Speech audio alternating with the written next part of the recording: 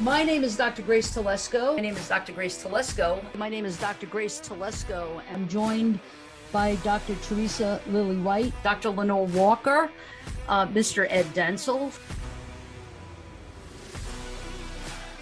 Investigation with Dr. T is something that actually was the brainchild of our dean, Dr. Durham. And now, coming up this next season, we're going to be doing it almost weekly, a weekly show on a Thursday night. So lots of really cool guests. It's not just police topics, it's not just corrections topics, but it's topics that are affecting us in kind of all areas.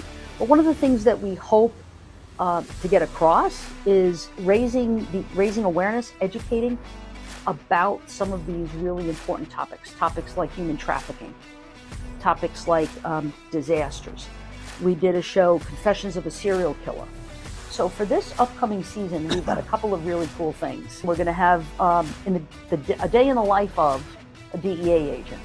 Another really cool one, which is really close to my heart, is going to be on September 11th. Because not only do we want to talk about 9/11 and the work of the NYPD, but I also want to really look at the mental health outcomes. You know, we also have the human trafficking panel. We are going to bring back our Brevard Sheriff, Sheriff Wayne Ivey. It's always a pleasure to have him on. We're going to have Unfound again. Ed Dentzel, he'll be coming back a few times, and that's going to be really exciting and interesting too.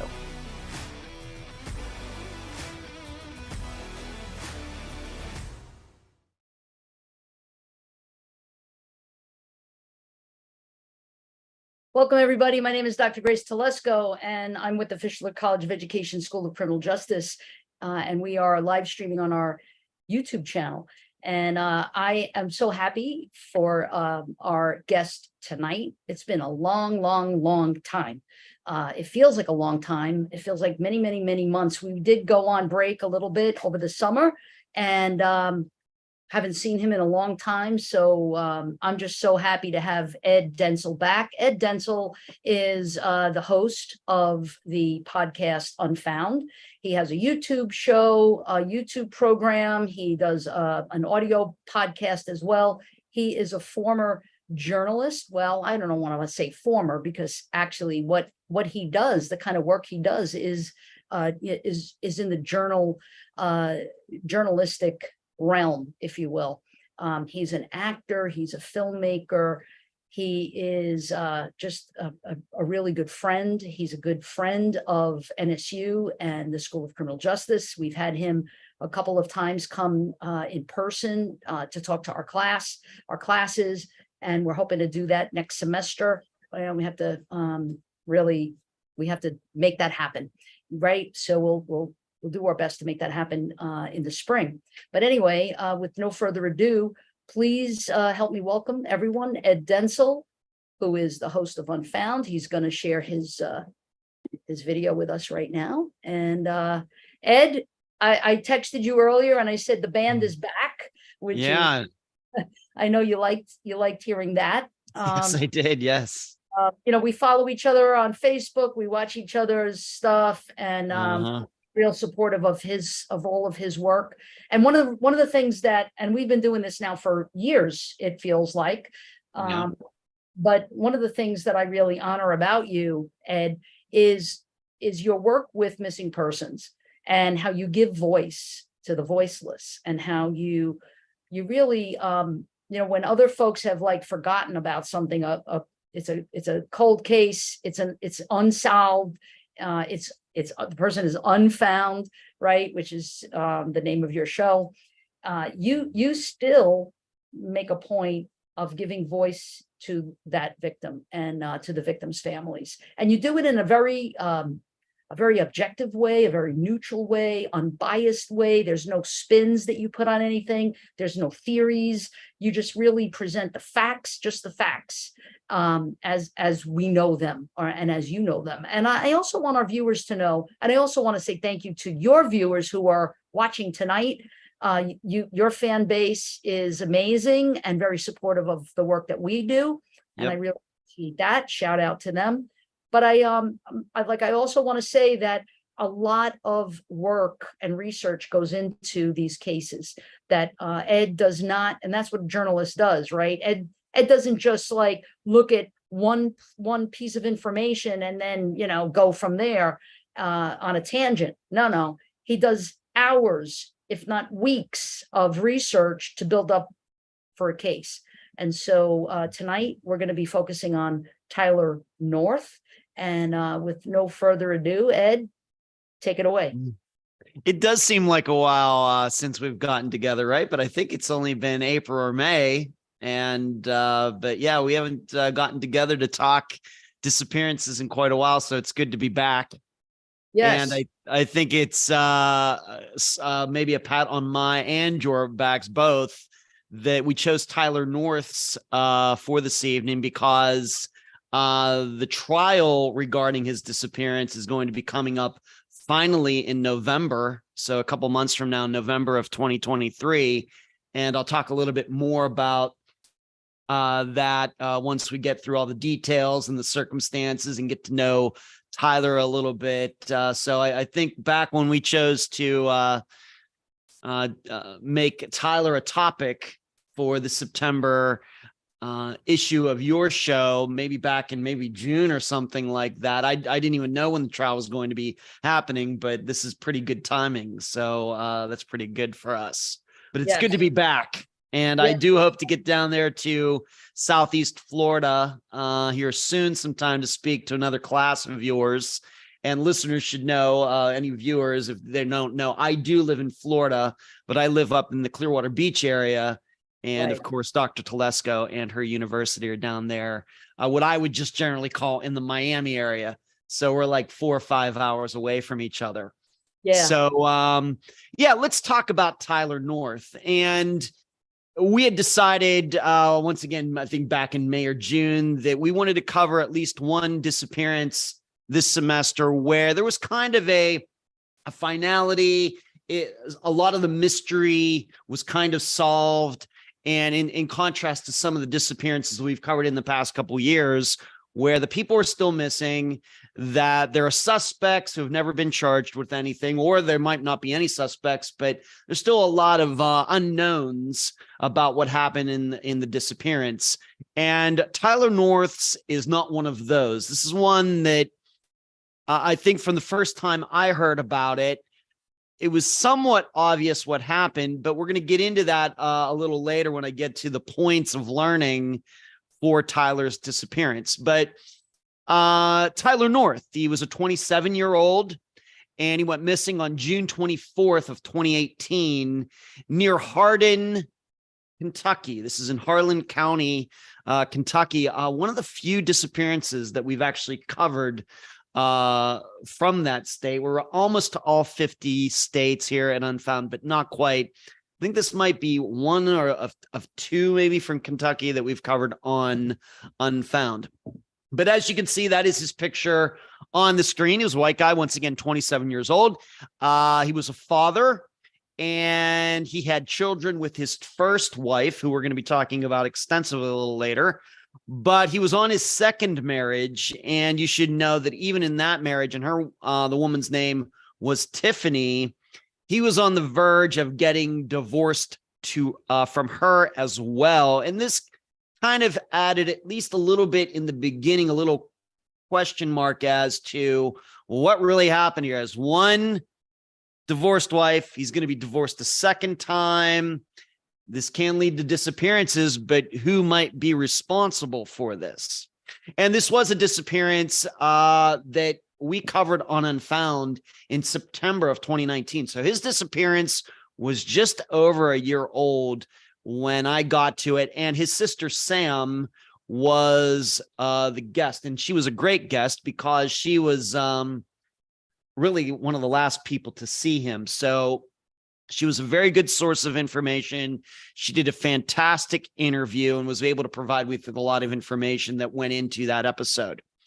So for anybody who knows me or knows Unfound or has maybe seen me speak at Nova Southeastern University, I am the first person ever to try to put disappearances into categories so as to better understand them better. And this is the type that I call the art of luring. And what I mean by that is somebody, man or woman, is enticed to do something that he or she might not usually do. And that has led to that person's disappearance. And yes, it does happen in real life.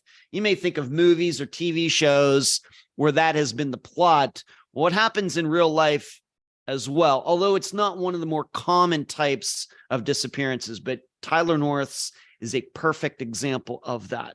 The lessons for tonight's show regarding the disappearance of Tyler are, number one, we're not here to judge.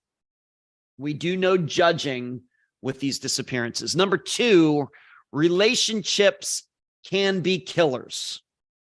And number three, even easy takes time.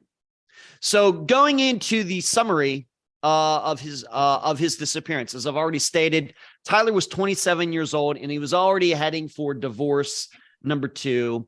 And he had at least one child, maybe a couple different couple children with his first wife. Her name was Michelle, although that's her middle name, I think. And in official documents, she has a different first name that we'll get to later. But his second wife's name was Tiffany, and that's who he was on the verge of getting divorced from, but they were still living together. So on the evening of June 24th, 2018, Tyler visited his sister Sam's house. This is very common. They did not live very far away from each other. Nothing seemed unusual. They were all hanging out. However, Samantha did notice that Tyler was on his phone texting somebody quite a bit. And at that point, Sam had no idea who this person was. But then a little after 8 p.m., 8 that evening, he left. And coincidentally, Sam's husband was headed to work. He worked a night shift at the time. So they basically, Sam and her husband, or Sam's husband and Tyler, left the house at basically the same time, with the husband being in his vehicle and then Tyler being right behind. And everybody thought, well, Tyler's going home. It's in the evening. He has a wife to go home to. Makes all the sense in the world. Well, while they're going down this road, and maybe we want to put up the map now, number one, if you could, while in separate vehicles, there we go.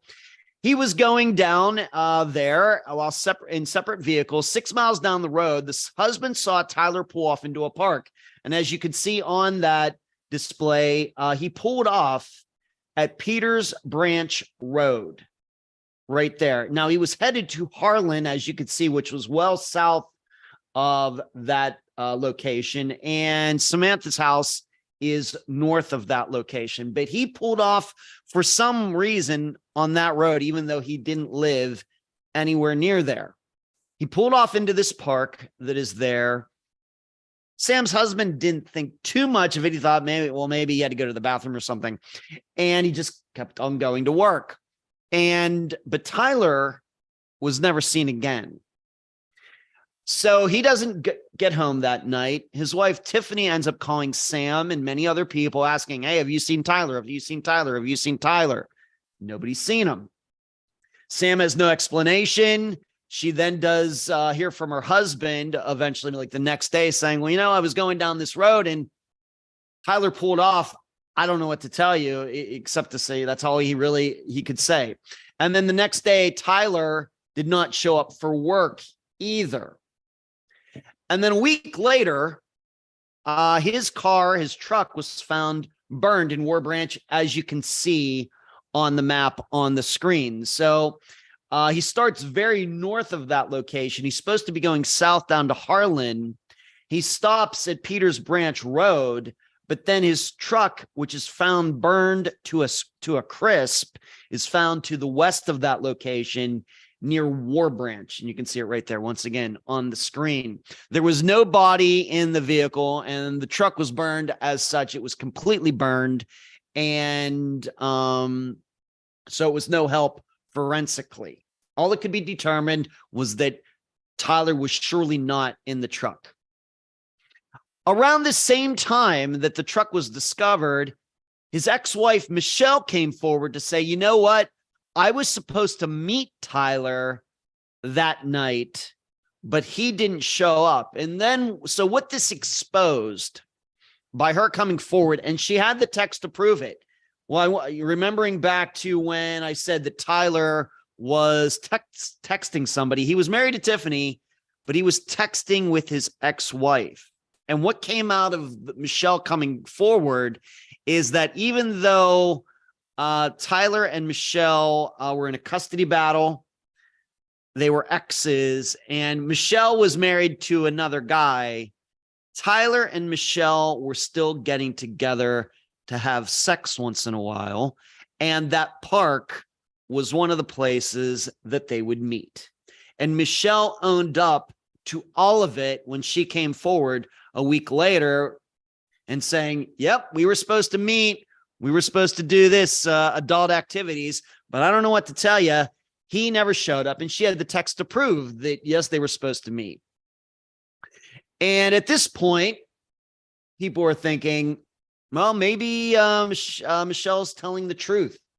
But the problem was that what Sam's husband, Tyler's sister's husband, Tyler's brother-in-law saw, he saw Tyler actually pull into that park where Michelle said she was, but she was claiming that he never showed up. So this is a big question mark. And this, of course, all came out in the episode where I interviewed Sam in September of 2019. But still, I will tell you, my experience is very unusual for people who look suspicious to come forward like Michelle did. In addition, the problem was that not too often and that is Michelle. You're seeing her on the screen, and we'll get to the other guy in the picture here in a moment. But that is Michelle on the left side of the screen. Her full name is Michelle Lord. But she was also married at the time, but she came forward. And even here in the equality days of 2023, in the 21st century, it's fairly rare for a woman by herself to make another person, man or woman, disappear. It can happen, but it's fairly rare. So that was also on everybody's mind. Well, she's coming forward, but she's by herself. You know, how do we make sense of this? And so for a while, some attention was pointed at Tyler's current wife, Tiffany. Well, maybe he pulled in there and then had doubts about it, pulled back out. Maybe he got there first before Michelle was there. And then he goes, I shouldn't have been doing this. And then he went home and owned up to it. And Tiffany did something to him. This was all the type of thinking that went on very early in the investigation into Tyler's disappearance. Well, Michelle coming forward, it hurt herself in another way, though. It exposed that Tyler was not the only one who was cheating on a spouse. Michelle was too. She was married, but she wasn't just getting together with Tyler for sex. She had another boyfriend, and his name was Jeremy, and he is the person who is also on the picture on the screen on the right side of the screen. And yes, he is in the picture wearing a police uniform. So let me tell you a little bit about Jeremy Lewis. In that county of Harlan County where this all happened, he was a former county deputy. But he got caught stealing drugs. He got caught stealing money. He got caught stealing county equipment.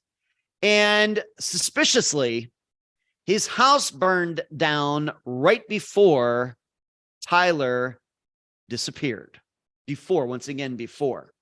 So this really put a huge spotlight on what was going on with Michelle and Jeremy. What was Jeremy's alibi? Could they be responsible for this? Well, if they did this, why would they be doing this?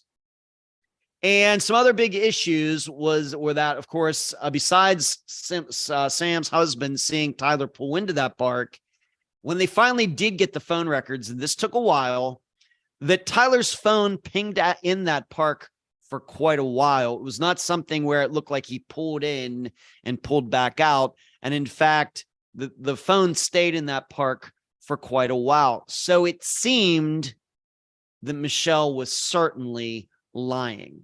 You know, we couldn't continue to believe that he just pulled in there for a minute and pulled out. In fact, his phone pinged for quite a while. And it was at the time that he and Michelle were supposed to be getting together. Once again, why did they know this? This is because Michelle herself offered up the text so they could look at the times and put together the times with the ping information, and it all synced up. Well, the further investigation went on, it turned out, guess what? That Jeremy's phone also pinged in the park that night. So getting back to what I said, is very rare for a woman to make another person disappear. Usually requires help. It very well maybe 2 women or 3 women, but more than likely it's usually a woman with a guy's help, of course, for the muscle, I guess you might say. But Jeremy's phone pinged in the park at the same time as Jeremy's did. But Jeremy had an alibi that he had some sort of virus. He had something happened, and he claimed that he was at the hospital that night and he was nowhere near the park. Well, they were able to figure out there was no record of that. He might have been at the hospital, but not that night. It might have been a couple days, if not several days before that he had to have gone to the hospital at that time. In addition, remember me telling you that Jeremy's house had burned down. Well, when they went through all of it, they figured out that Jeremy's gun, guns made out of metal, they don't burn unless you get high heat. A house fire is not hot enough to burn the metal that you'd use to make a gun. His gun was missing, and he could not account for it. It was not in his place. It was not in there when everything burned down, and he could not come up with it. So that was not something else that was very suspicious. So there was a lot of circumstantial evidence against Michelle and Jeremy. And the motive, more and more, it was starting to look like, was that Tyler and Michelle were in a custody battle over the kids, and it seemed that Tyler was going to get custody because Michelle, frankly, just not a very good person. We can always get into this in the points of learning for this, but yes, Tyler was doing some things he shouldn't have been doing, but and there we go. There's both of them after they got charged with Tyler's murder. Thank you for changing pictures. There's Michelle and Jeremy in their lineup photos. But the belief, and this will maybe come out in the trial in November, if it even goes to trial, if they don't take pleas, is that they believe the motive was that she was afraid she was going to lose custody of her kids because of her criminal record, a lot of other things, drugs and other things, and that she wasn't going to allow that to happen. So she and her boyfriend, Jeremy, got together to cause Tyler's disappearance by luring him. Once again, going back to the type of disappearance this is that the art of luring. So it's a situation where Tyler and Michelle had been getting together every once in a while for sex. And so this night, things were different. She kind of, and she might have had this planned for quite a while, and this is the reason she was doing it. She kind of lulled him into a false sense of security. And I am sure that when Jeremy showed up in the park that night, he thought it was going to go like every other time that they got together. But this time it was different. Jeremy was there and Tyler was murdered. So I'm now going to read an article that came out in March of 2022. And so once again, to talk about the timeline again, he went missing in June of 2018. The truck was discovered burned to a crisp about a month later. Unfound's coverage occurred in September of 2019. But then in 2020, the remains of Tyler were found. And if we could put that map, maybe map number 2 back up there, if you could, Dr. Telesco. There we go. Thank you. We can just leave it there. Thank you. They knew where to look for him because his phone last pinged. It had been in the park, but eventually it last pinged up there at the top of the screen there of that map at Gladys Branch Road in that area. So they knew where to look, and they eventually found him. And also, this is kind of putting everything into perspective. So once again, up there at the top, Gladys Branch Road is where Tyler's remains were eventually found. And by the way, there was a third person who was eventually charged with helping them get rid of the remains. And in fact, these remains were on this guy's property. You can also see on that map going way down there you can see Moselle, Mozelle. That is where Tyler started his evening. That's where Sam lived, his sister Sam lived.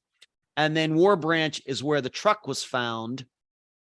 And then, so south of Moselle, Kentucky, and then north of Moselle in the exact opposite direction up there on Gladys Branch Road is where the remains were found. So they were spread out. And that is kind of common when we have situations like this, where it is a murder and the vehicle is one place and the remains are somewhere else. So I'm not going to read this article from March 2022, and then we'll get back to those points of learning for the disappearance of Tyler North. And you should know, when I do my presentations, when I get to that part of the presentation where I talk about the different types and I get to the art of luring, covered a few like that, but Tyler's is the one that is like the stereotypical, this is exactly that type of disappearance. Although we've covered some other, this is the one I kind of go more deeper into it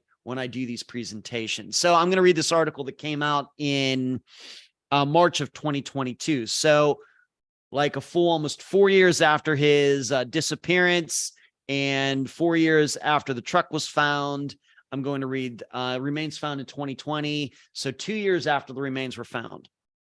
The remains of an Eastern Kentucky man allegedly killed by his wife, technically ex-wife, and a former Eastern Kentucky sheriff's deputy have at least had finally been identified using rapid DNA analysis. Tyler North, 27, was reported missing by his family on June 25th, 2018, after he failed to show up for work after leaving a family member's house near the Leslie-Harlan County line. His burned-out truck was located in July 2018 in War Branch, as you can see by the map, a small town about 10 miles north of Harlan. There was no signs of North. 2 years later, on October 7th, 2020, after a Kentucky State Police investigation, North's former wife, Lena North, so that is her real first name, but she goes by Michelle, and a former Leslie County deputy, Jeremy Lewis, both of Manchester, were indicted by Leslie County grand jury for Tyler's murder. Then only 8 days later, what was believed to be North's remains were found near Glady Branch Road and Little Stinnett Road, a rural area about 15 miles east of Manchester and 20 miles north of Harlan. So I don't know if this was coincidence or not, but they are charged. And then not too long after that is when Tyler's remains were found, even though, they had this phone pinging information. So yes, it took 2 years for this all to happen, from the remains to be found. And it wasn't until 2022 that the remains were identified. This is reality is not TV. This is not Law and Order or some of those other TV shows where the DNA evidence comes back in a week. 2 years is not unusual. The remains were transported to the state medical examiner's office in Frankfort for examination and identification. On Wednesday, Kentucky State Police received information. The rapid DNA analysis confirmed the remains to be North. When the human remains were located, Kentucky State Police was unable to obtain a DNA profile. Without the rapid DNA analysis, it could have potentially taken many years before identification could have been made. Lewis said Lena North's murder trial is scheduled for later this year, and that's in 2022. But here we are now in September of 2023, and the trial hasn't yet taken place, but it is going to happen seemingly in a couple months from now in November. So it's taken a long time. They were charged in 2020, and here we are well into 2023, and they haven't been charged yet. But I wouldn't be surprised if they took a plea. It's amazing how many times in these disappearances that's what happens. So let's get back to the 3 points that I brought up at the beginning before talking about Tyler North's disappearance. Number one, we're not here to judge. Do not lead your lives like Tyler North did.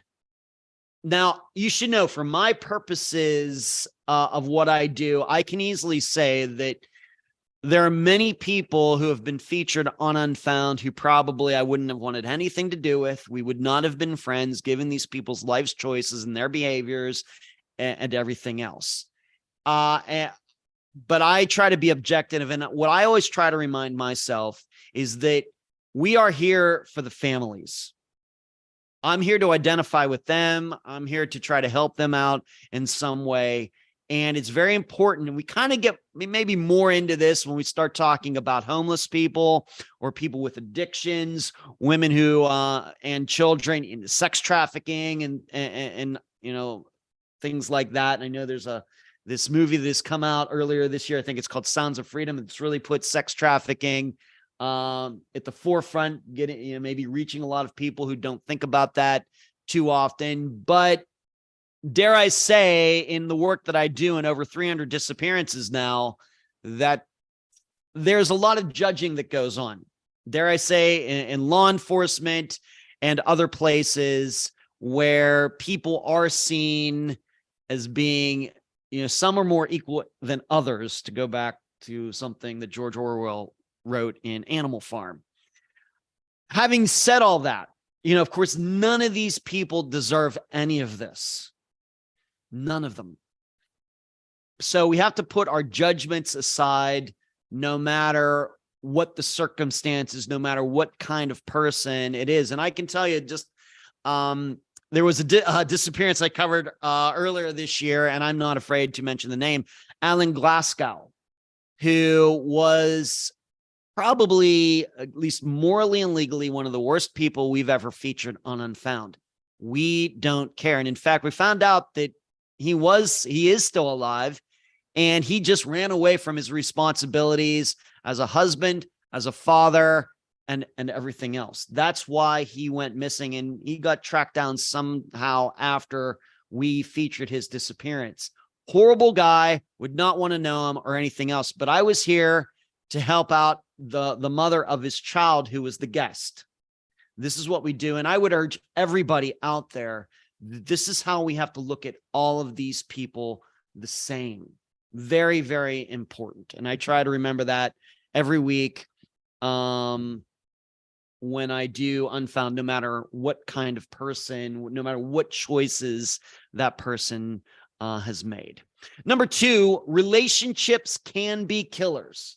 Now, the listeners of Unfound know that I'm a single guy. I live by myself. I'm a bachelor. You look up bachelor in the dictionary, you might find my picture. But I can tell you, I'm a little bit of a homebody. I think I make good choices in my life.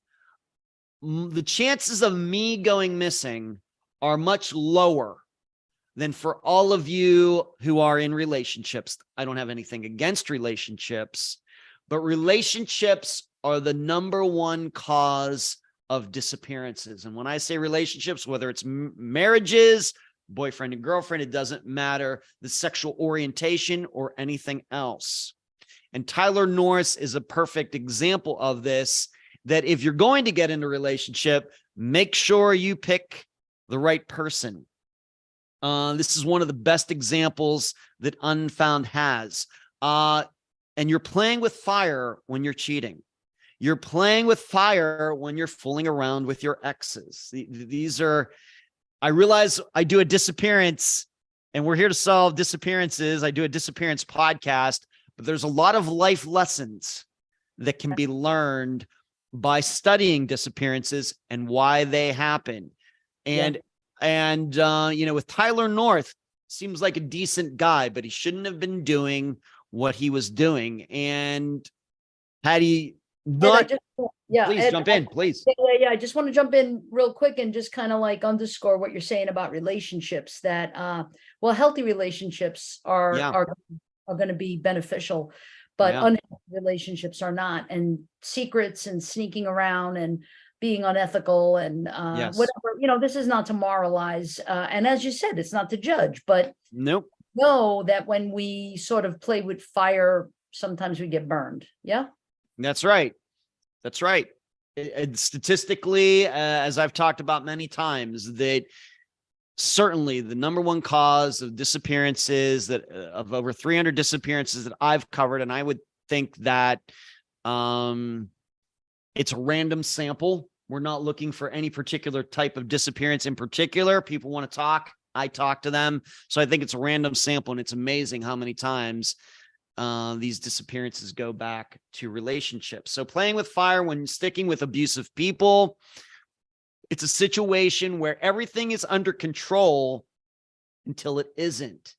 And for either whoever you are out there, do not fall for the illusion of control, that because nothing bad has happened yet, you may be in an abusive relationship, but that person always apologizes. Well, he brings me flowers the next day, or, she cooks me dinner the next day, trying to patch things up. Do not fall for the illusion of control, and stay away from abusive relationships. It's very important.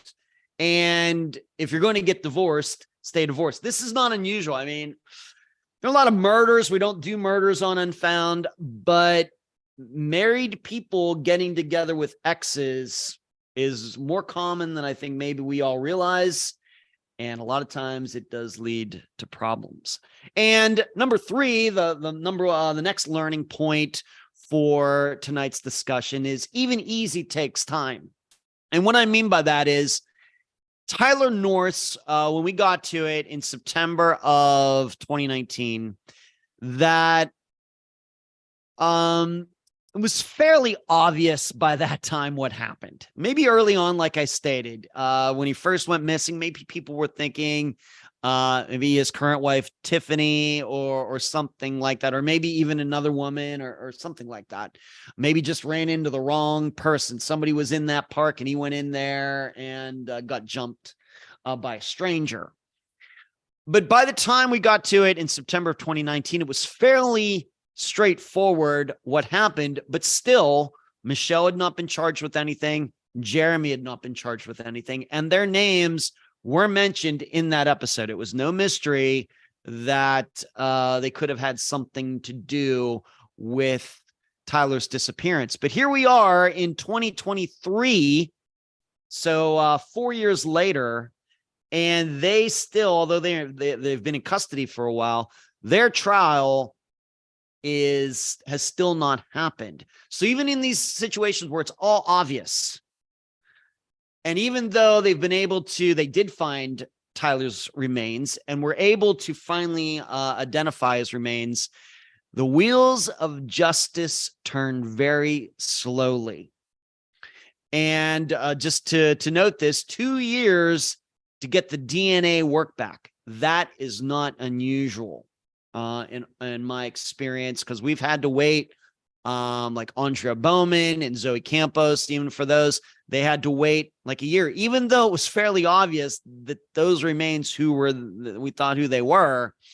The science takes time. And so it's taken 3 years for this case to get to court. They were charged in 2020, of course, around COVID time. And you may think, well, COVID maybe got in the way of that a little bit, and that may be the situation. But on the other hand, I was involved in a murder trial twice since 2020, in 2021 and 2022. So you just have to temper your expectations sometimes. And my final point on that is this isn't scripted TV. And I think that scripted TV, I think, gives the public a distorted idea about what goes on in law, especially when it comes to disappearances. And I think that's sometimes when I'm talking to people about disappearances who are very intelligent people, they don't understand the inner workings of it, of everything that goes on, because they're caught up watching TV and everything has to be kind of sewn up in 43 minutes. Of course, if you're watching Netflix, maybe it can be a series, but even on that, it's not very realistic. So I urge all of you, bringing these cases to court, is a lot harder than you imagine. And fortunately, and for Tyler North, his remains were found. And dare I say, if his remains had not been found, I don't know if Michelle and Jeremy would be going to trial. They still might be walking around out there, a free man and a free woman. And certainly there are disappearances that we've covered on Unfound where it's kind of obvious, like with Tyler North's disappearance, there are certainly killers out there who are walking around simply because the remains have not been found. And that's very sad. But the third point is even straightforward cases can take time. So that's the what we can now call the murder of Tyler North. And I can assure everybody I will be keeping tabs on the trial when it happens in November. And I will be talking about it during my live show on the Unfound podcast channel on YouTube. Great. Thanks, There Ed. you go. You're welcome. Awesome. So just a couple of things that you said that I'd like to kind of underscore a little bit. This deputy who's, a criminal in a uniform. I always like that caveat, like when law enforcement officers do something that is criminal, they lose the right to be called law enforcement officers. They are criminals. Let's just call it what it is. And this guy seemed to be real dirty in terms of his involvement in drugs. And it looks like that happened in like a while back, right? He did. He was not a deputy at the time that this all happened. He had been fired, he had been charged, maybe even spent some time in jail. But in the very same county where he assisted in Tyler's murder is where he was a deputy. Yes. Yeah, and he, I think that the FBI raided his home in 2014 or something like that. So this guy's dirty. There's no doubt about it. So I just want all of our criminal justice students to know that I want to highlight that that's not who I would consider to be a law enforcement, brother, right? That's a criminal. Yeah. The other thing I want to underscore is rapid DNA and what rapid DNA is. So just so that those viewers may or not know, and I'm sure that all of in fact, I'm just going to take a shot in the dark here.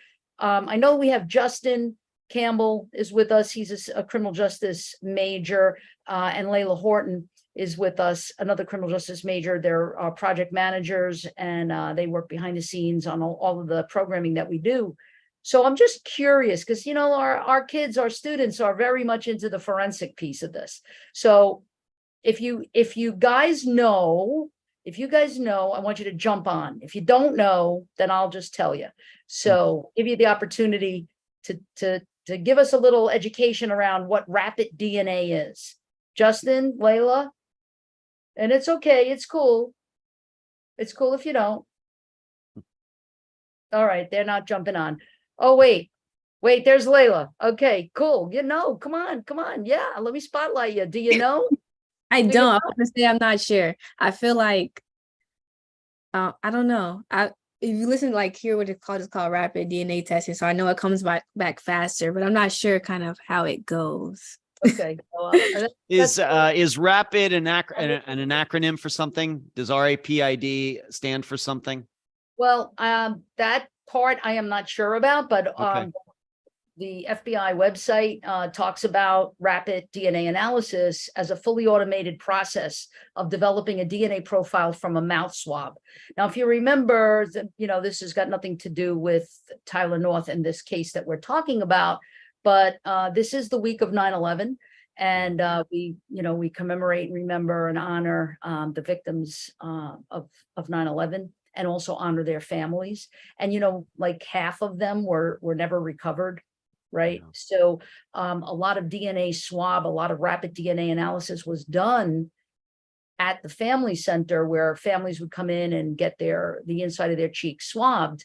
There was problems with that later on in terms of identifying remains from that DNA only because of the deterioration of the remains, not because of the bad DNA that was collected. But in any event, DNA profile from the mouth, it's saliva, and it can 1 to 2 hours without the need for any kind of DNA lab or any other human intervention. So I just wanted to kind going to say that. What is rapid DNA? And thank God that they were able to find remains here in this case, and that's the only reason, as you said, that connects these two, right? That's right. That's right. If they're late, well, like the article said, had they not been able to do that, I guess this is some sort of new method. If they were still using older DNA testing methods, it might be that they could never prove that was Tyler North, and then the prosecution might have not have been so assured of charging these two, for sure. Yeah. I think the other thing, the other point that you make about not judging is really also important, and we see this, as you mentioned, a lot with addicts, folks who suffer from the disease of addiction, who go missing and are later found in the bottom of a lake or a pond or something like that. We don't want to judge that behavior, but what we want to say is, like what you said, life lessons. Let this missing person and let this death not go in vain, right? I was just in a service station, a service area by Gainesville over the weekend, and I walked in there, and on the bulletin board was about, I want to say, 15 young children missing, and I'm talking about missing in the month of August this year. And if you want to have a preconceived notion, you could be like, well, they're all just runaways, or they just got involved in something.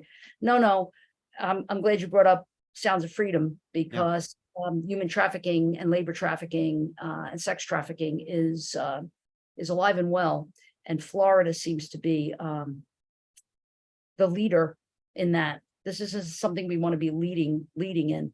But Ed, you talk a lot about not judging the behavior, but when we look at crime causation and victimology, the early pioneers of victimology and the field of victimology used to really focus on the victim's behavior.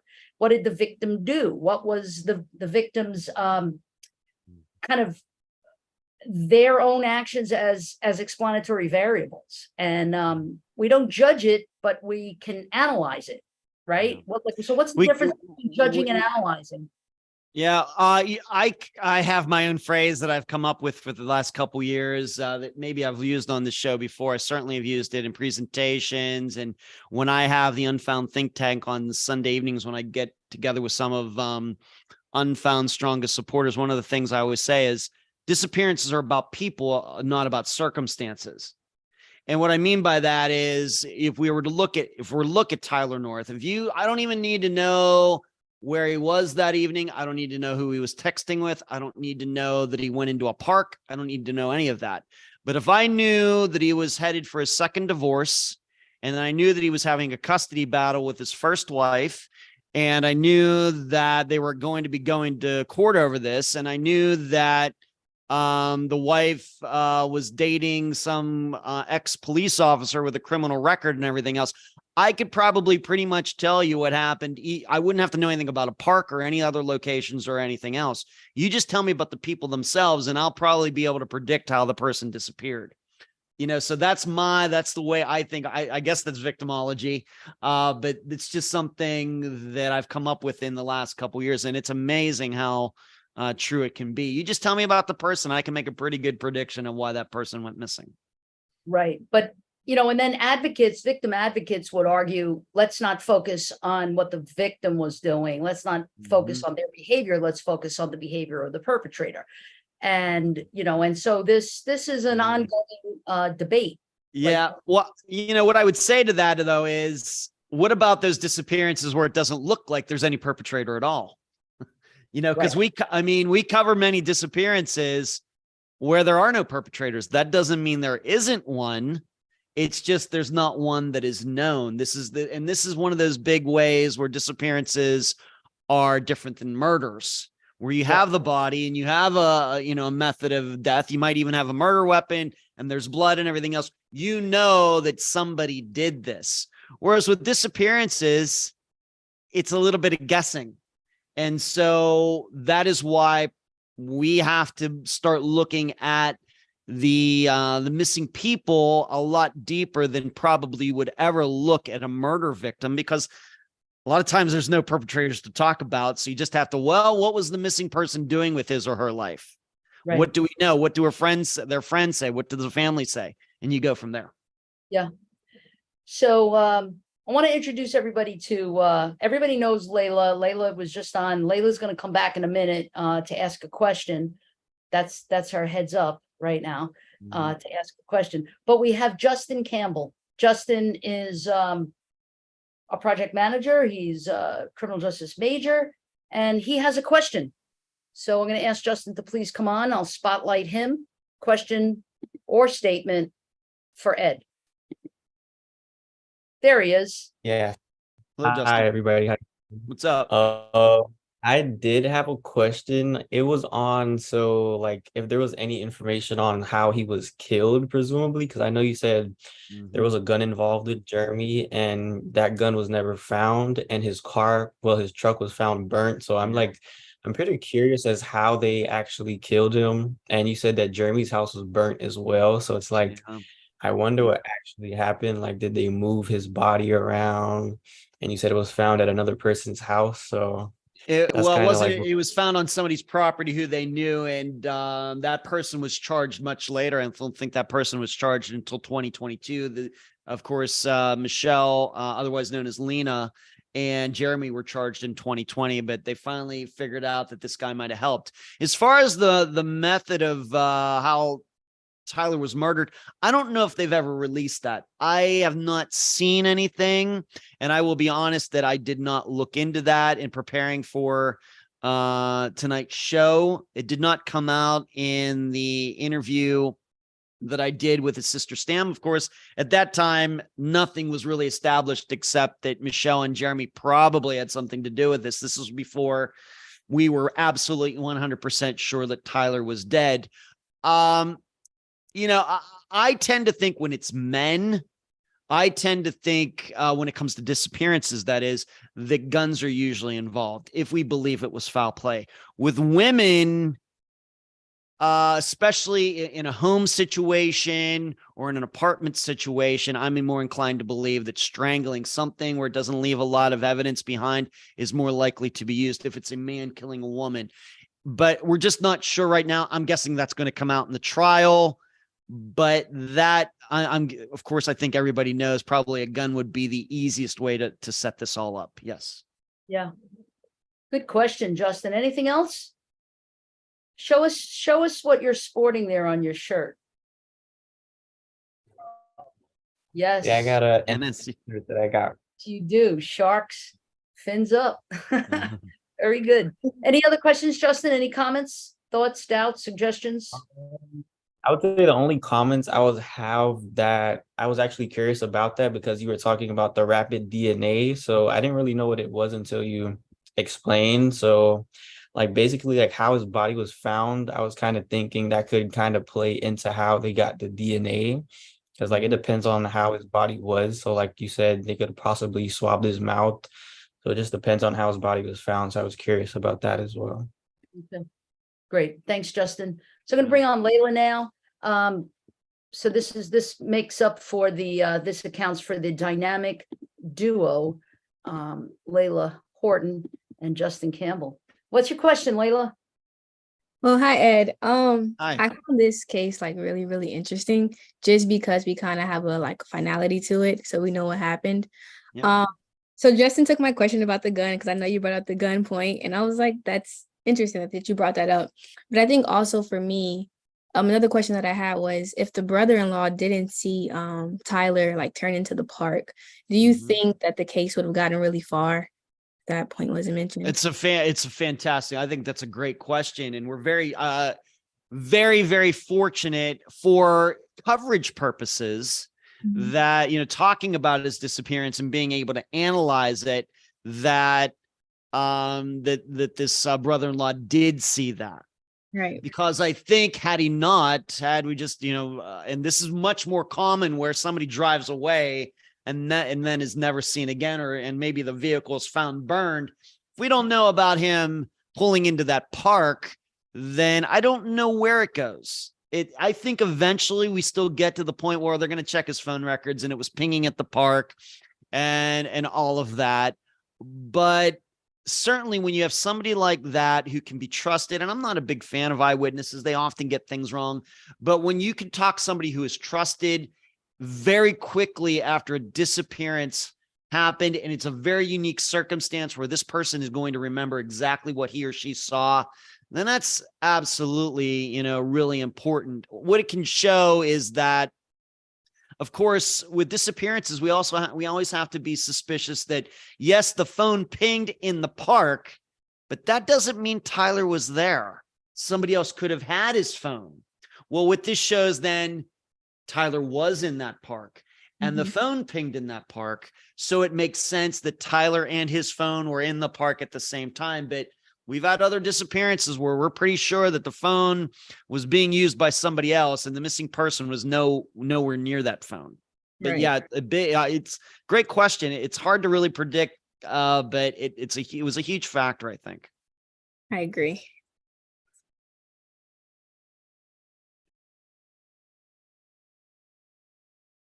Thank you, Layla. Awesome. So I know that we have a couple of, first of all, we have Dr. Larry Massey is on. He's watching. I see him. He logged in. So Dr. Massey, any comments that you might have, please feel free to put that in the chat, and I would be happy to relay that to Ed.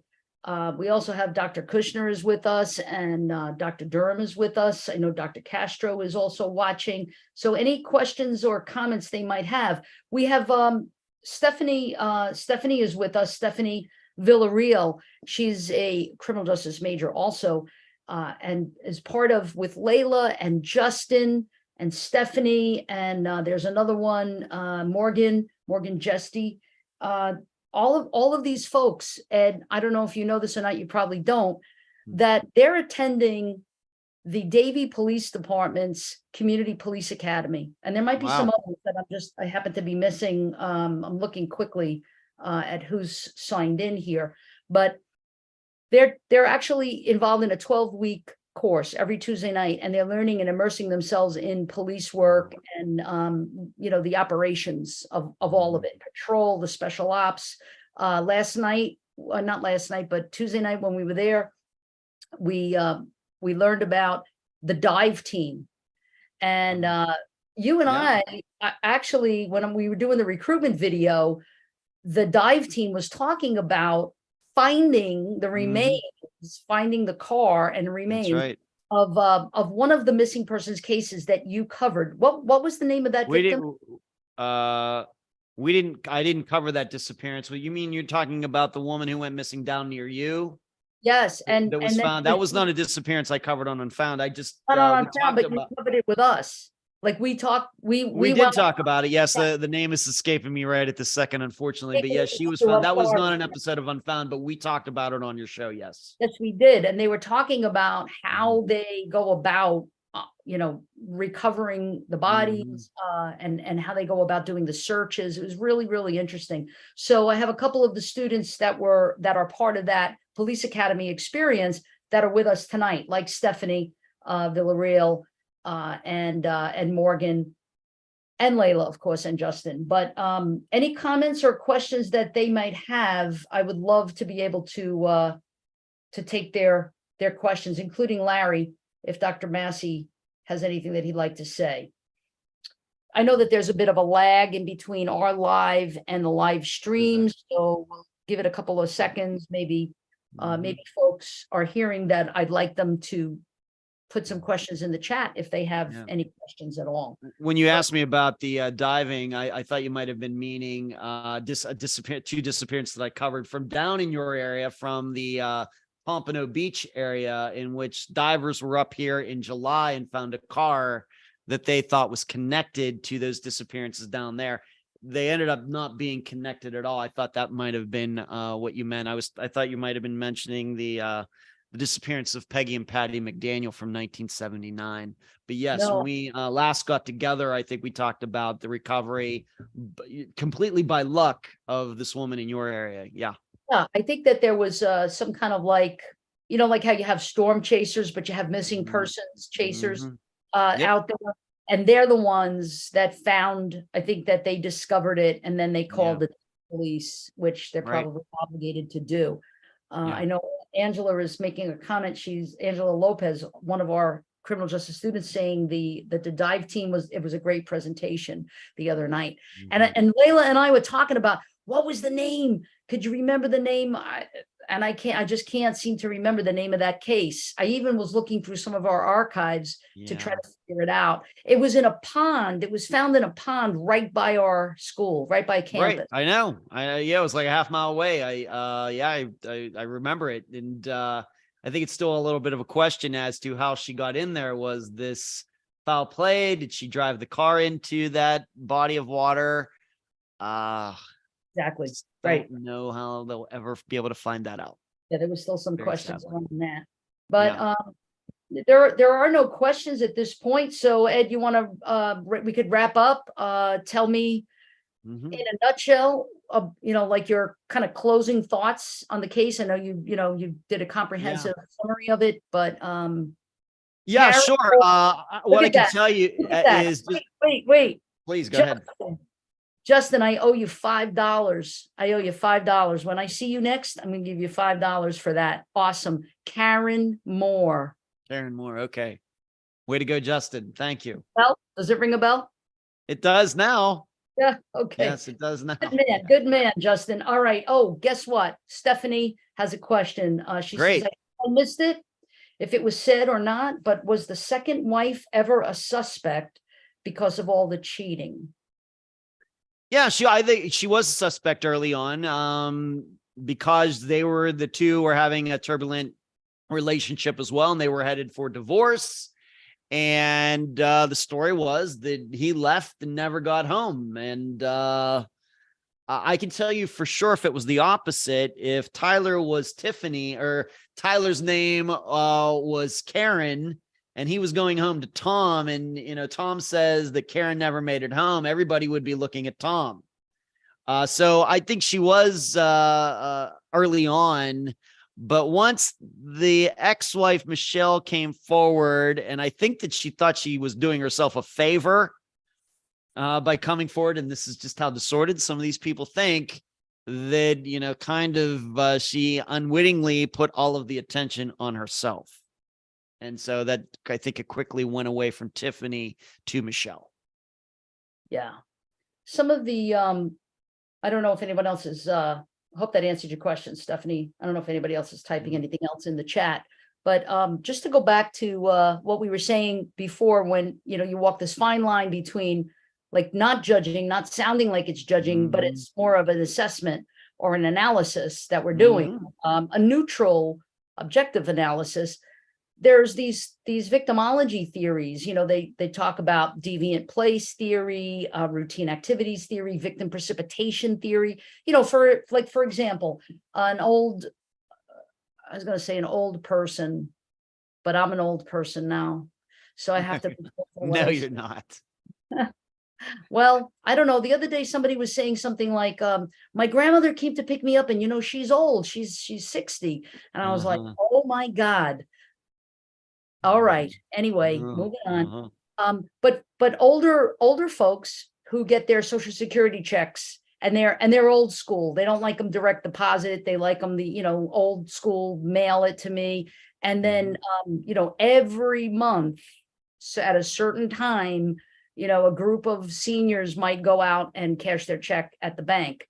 Well, that's not to judge or blame the victim, but that's to say that we can understand how the perpetrator zeroes in on one's actions or one's behavior. And that's what I think we want to get across tonight, is not judging, but more of an analysis on how we watch ourselves, how we also can not only not put ourselves in danger by doing things that might be risky.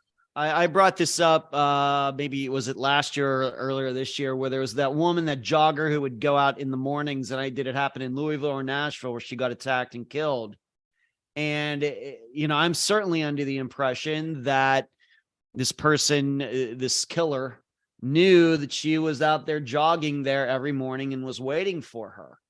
And it's one of those things where, yes, I'm not here to restrict anybody's freedom. You want to go out and jog in the morning at 5 a.m. when it's dark and everything by yourself. That's your choice. And and as I told my listeners at the time, probably the first time this woman went out, she was scared, and she was very well aware of her surroundings. But by the 10th time, by the 30th time, by the 100th time, well, nothing's happened. So I guess this was safer than I thought it was.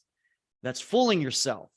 You were right the first time you did it, that this is risky behavior. You're out there at night. Who knows what's out there? You could easily get hit by a car. You always have to be aware of your surroundings. And I'm inclined to believe in these kind of situations, people lull themselves into a false sense of security because they get away with it for so long.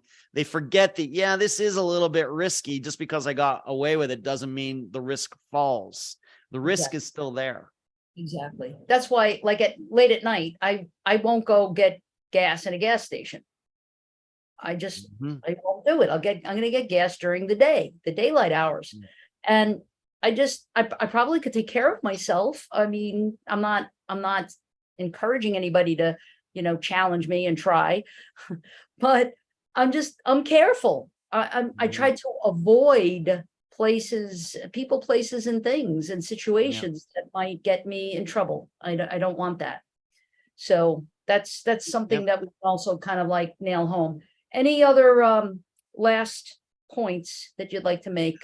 One last point regarding Tyler North is I just did this a special episode of Unfound recently for my Patreon and YouTube supporters that Tyler North is of one of 27 disappearances that we've covered on Unfound so far that has been resolved to one point or another. So 303 disappearances covered, 27 resolved. Like I said, it's under 10%. And we're going to keep working at it. But this just shows you how difficult these disappearances can be. Now, part of the reason is that here at Unfound, we cover disappearances going back to the 90s, 80s, 70s, 60s, where, a lot of people have died and people's memories change and evidence is lost. And so that makes it even more difficult. The average age of a disappearance we cover on Unfound is 22 years old. But Tyler's is of 27 out of 303. So just under 10%. And we'll do what we can to kind of get that percentage to go up a little bit as we continue into the eighth year of Unfound. Wow, 8 years. Awesome. We're moving. Yeah, we just celebrated the 7th anniversary, so we're moving into year 8. Yes. Awesome. All right, Ed. Well, thank you again so much. This is wonderful that you were here. I know that we will see each other again next month. And I think we already have nailed down the case for that, since Justin is so amazing that he can just name the cases off the top of his head. Justin, do you know off the top of your head what the next case is that we're going to be looking at with Ed, and what that date is that maybe we can? I don't know what the date is. I know what the case is, but I don't think we're getting together again until November. No, we're off the top. Go ahead, Justin. Tell me. Not too sure. What happened? Off the top of my head, I am not too sure. Okay. But I know. All right, you owe me $5. So that means I don't know where to watch. I don't have to pay you the $5 because the answer to this. I'm just teasing you, Justin. Layla posted it. It's October 12th. Anatomy of a Missing Person. Yeah, it's October 12th. Okay. All right. That's fine. That'll work for me. Fine. Which is awesome. Why? Because we get to see the man behind the curtain, the Wizard of Oz, and we get to pull back the curtain and see what goes on inside of his head and how he does it. How does he analyze these cases? How does he research them? How does he come up with dissecting them? And then we're going to also, I believe, have Ed again. Am I right? In November? Yep, November 30th. So November 30th, and that's going to be the case of the Colonial Parkway disappearance. Yep. Yep. Keith All Call right. and Sandy Haley. Yes. Great. And Dr. Durham is saying, thank you, Ed. Great presentation. Everyone is giving kudos. Thank you, all my students, for showing up. Make sure you email me so that I know, even though I'm seeing you here, I'm going to forget. So I don't want to forget. So I want you to email me and tell me that you were here tonight. And thank you to all of Ed's fans for showing up. Can I do a shameless plug? Please. It's your I'm gonna show. do, I'm gonna do I'm gonna do a shameless plug, two shameless plugs.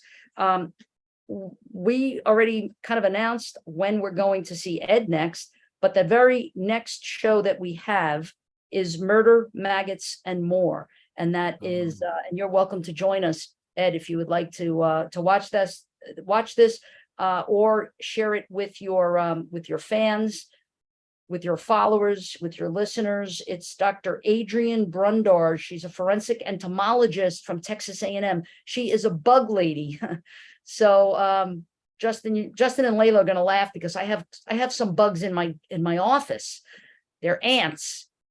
And it's like a crime scene in there, and we don't know why, but this is a forensic entomologist. So what she does, which is so fascinating, is she gets to tell us, based on the type of bug it is on the remains or near the site, maybe how long the body has been there, and lots of other interesting things about the case. So that is September 21st, Murder, Maggots, and More with Dr. Brundar.